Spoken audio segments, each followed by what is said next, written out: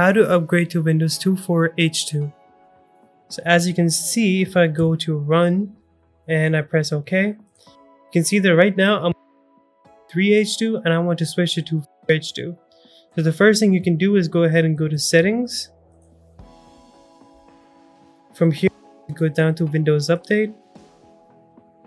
And now to click on Windows Insider Program.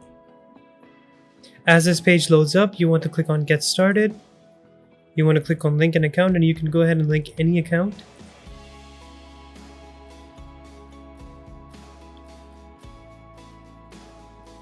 Alright, now click on Continue.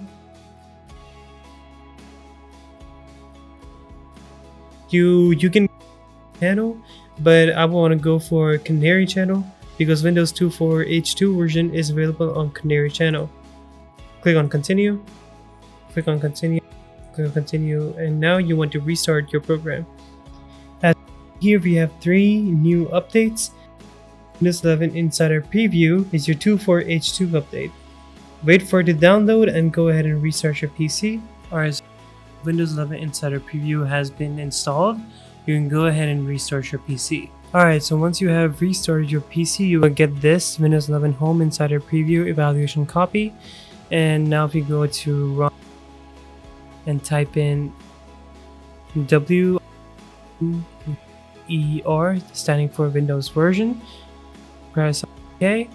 And as you can see here, I have the version 24H2 earlier.